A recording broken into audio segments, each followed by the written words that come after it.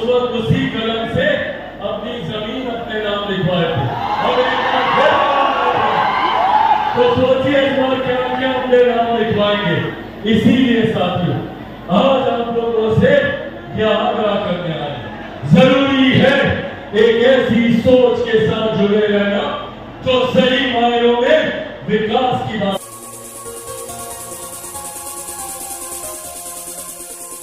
Subscribe करें हमारे channel को और बने रहें हमारे साथ।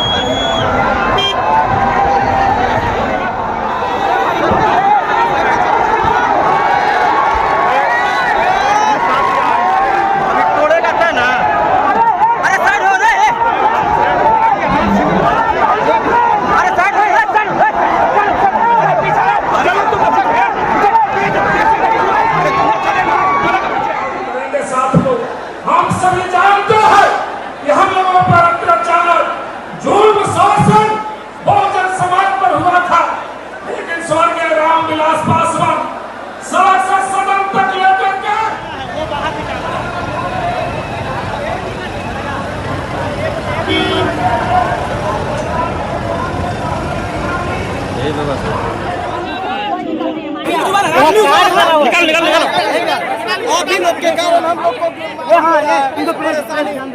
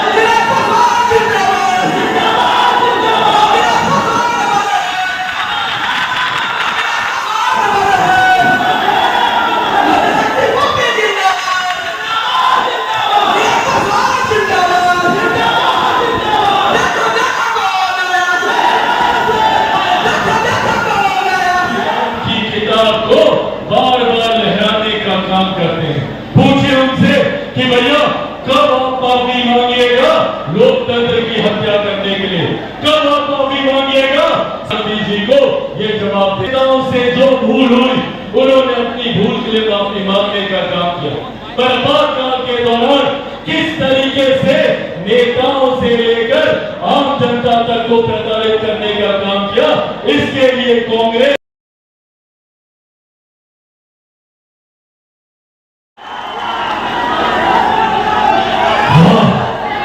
चुनाव लड़ूंगा।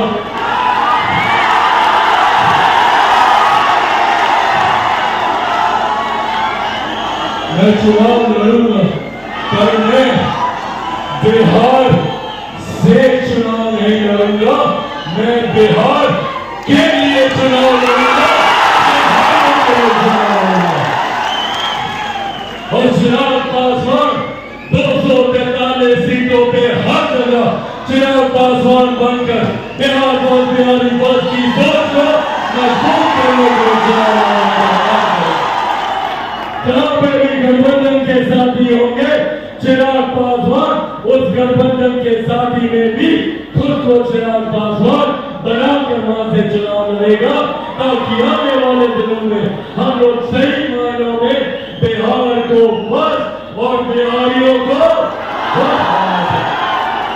साथियों आज बुरा इस बहुजन भी समाज से यहाँ में हुए समागम से आप सबको ये विश्वास दिलाना चाहता हूं कि विपक्ष और विपक्ष के नेता और विपक्षी दल कितनी भी ताकत लगा ले, पर वो मुझे मेरे इस लक्ष्य से, मेरे इस संकल्प से तब तक नहीं हटा सकते जब तक चिराग पासवान के साथ आप लोग मजबूती से चलें। दीजिएगा मेरा साथ, बिहार पर बिहारी बस को घर घर पहुंचाइएगा, पक्का वादा है ये। उसके लिए आप सबको चिराग पासवान बनना होगा। बनेंगे चिराग पासवान, बनेंगे चिराग पासवान। ऐसे नहीं, थोड़ा आप उठाकर बताइए की बात करती हो, बिहार को विकसित बनाने की बात करती हो। आज जब चिराग पासवान वापस बिहार लौटना चाहता है तो कईयों को तकलीफ होती है, कईयों की चिंता बढ़ती है, क्योंकि ये वही लोग हैं जिन्होंने 90 के दशक में लाखों बिहारियों को पलायन करने पे मजबूर किया। और आज जब वो बिहारी वापस अपने राज्य आना चाहते हैं तो इन विपक्षी नेताओं को तकलीफ होती है। आज पुनः एक साजिश रची जा रही है चिराग पासवान को रोकने के लिए। एक वो दौर था जब चिराग पासवान ने 2020 में बिहार फर्स्ट बिहारी फर्स्ट का नारा दिया था, तो उस वक्त साजिश रची गई थी चिराग पासवान को समाप्त करने के लिए।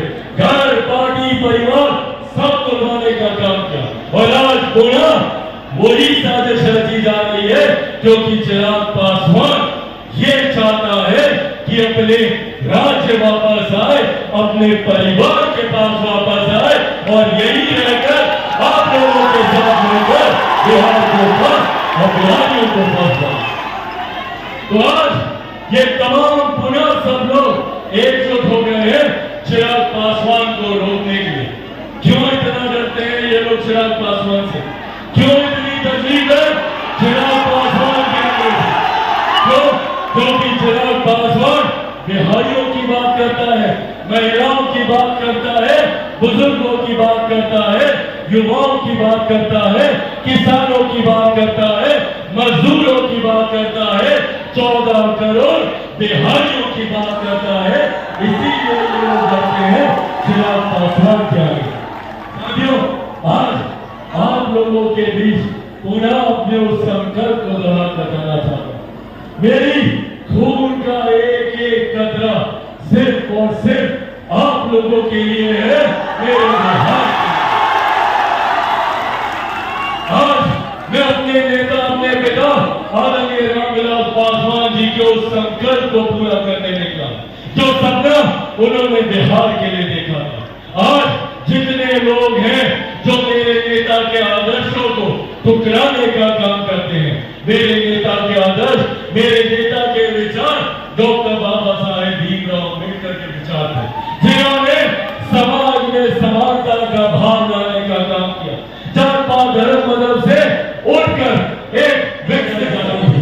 किस तरीके से उनके ऊपर अत्याचार किया जाता था, ये था वो आपातकाल का काला दौर, जिसकी यात्राएं आज हर उस नेता ने झेली है जो इस विपक्षी गठबंधन का समर्थन करने का काम करता है।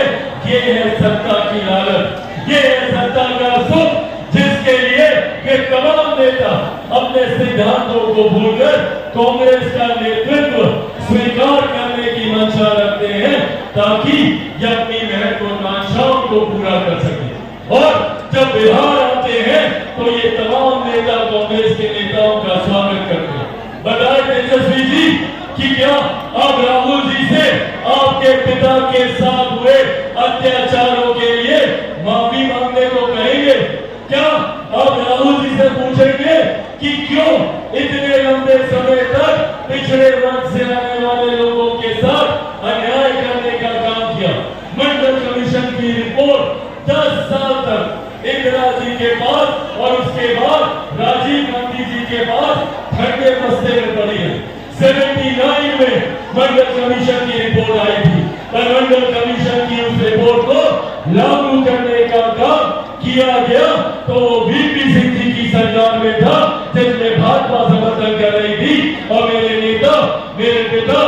आदरणीय रामविलास पासवान जी उस सरकार में श्रम एवं कल्याण मंत्री होने की हैसियत से उन्होंने इस मंडल कमीशन की रिपोर्ट को लागू करने का काम किया। पूछे ये सवाल तमाम विपक्ष के नेता जो आज इस तथाकथित एनडीए अलायंस का समर्थन करते हैं कि क्यों इन लोगों ने मुसलमानों के साथ अत्याचार करने का काम किया। आज मेरे कई मुसलमान भाई पटना में धरना दे रहे हैं वक्त के खिलाफ कि जो संशोधन हुए, जबकि जो संशोधन किए गए वो गरीब मुसलमानों को उनका हक दिलाने के लिए किए गए, जिसका समर्थन राजद तेजस्वी यादव करते। तो पूछे तेजस्वी जी से कि भैया जब तुर्कमान गेट दिल्ली में आपातकाल के दौरान खाली कराया गया, जिसमें हजारों लाखों की संख्या में मुसलमानों को विस्थापित कर दिल्ली के बाहर सड़क पर गाजियाबाद के पास बैठ दिया गया, क्या उसके लिए राहुल गांधी जी से राजद के नेता माफी मांगने को कहेंगे? साथियों, हकीकत ये जितने जन है ये सिर्फ और सिर्फ सत्ता की लालच में एक दूसरे के साथ, इन लोगों को सिर्फ सत्ता हासिल कर अपने घर परिवार को चमकाना है। आज नेता प्रतिपक्ष तेजस्वी यादव बोलते हैं कि भैया हमको 20 महीने का समय दे दीजिए, हम 20 साल जितना काम करेंगे। भैया अगर आपको 20 महीने का समय दे दिया तो क्या उन 20 महीनों में आप उन गरीबों की जमीन भी वापस लौटाएंगे जो नौकरी के बदले आपने लेने का काम किया?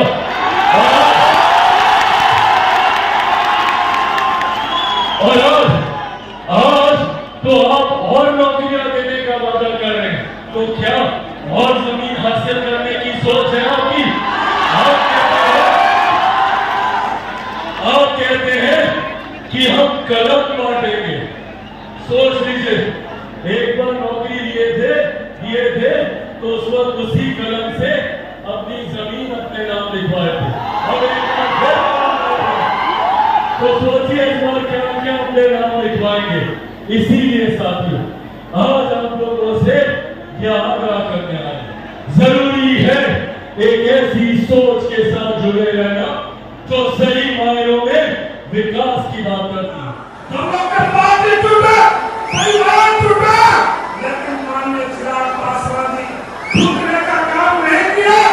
आपका बयान योगदान कर देने का